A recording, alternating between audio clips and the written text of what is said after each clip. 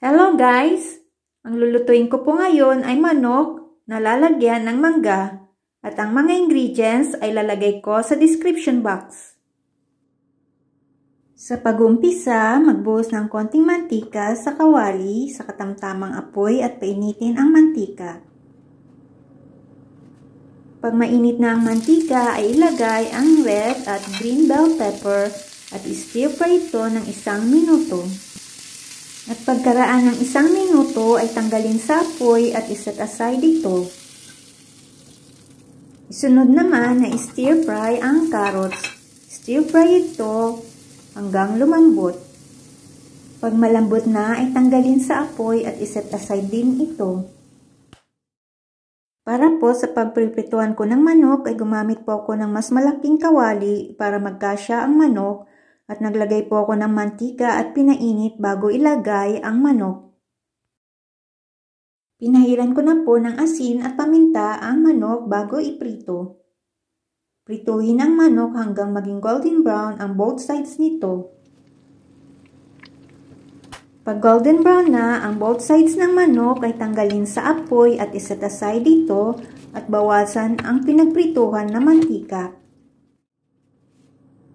Sa parehong kaldero na may mantika na pinagprituhan ng manok ay ilagay ang luya at igisa ng 1 minuto.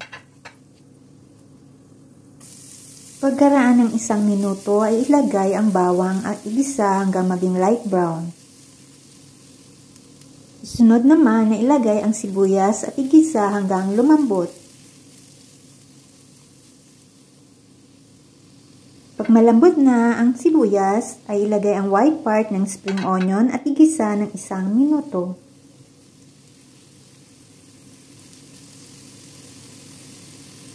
Magbuhos ng 1 cup water o magdagdag po, depende po sa inyo kung gusto nyo maraming sabaw. Maglagay na rin ng tomato sauce, tomato ketchup,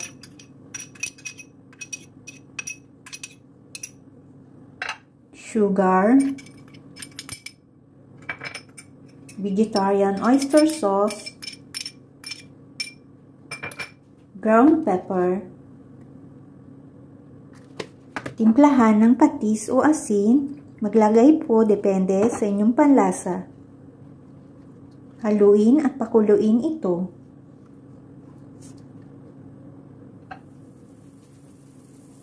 Pag kumulo na ito ay ilagay ang prinitong manok. Ilagay na rin ang mangga at hiniwa ko ito ng cube size. Takpan at i-simmer sa low-medium heat ng 3 minuto. Pagkaraan ng 3 minuto ay baliktarin at every 3 minutes ay baliktarin hanggang ang sauce nito ay maging 1/4.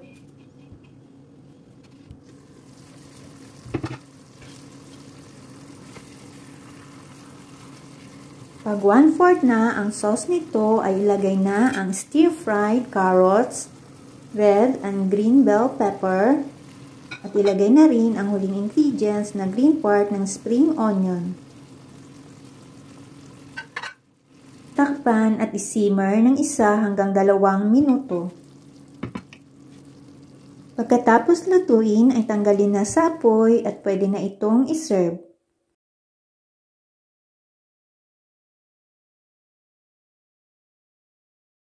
God is my protector. He saves those who obey Him. Psalms 7:10. Thanks for watching.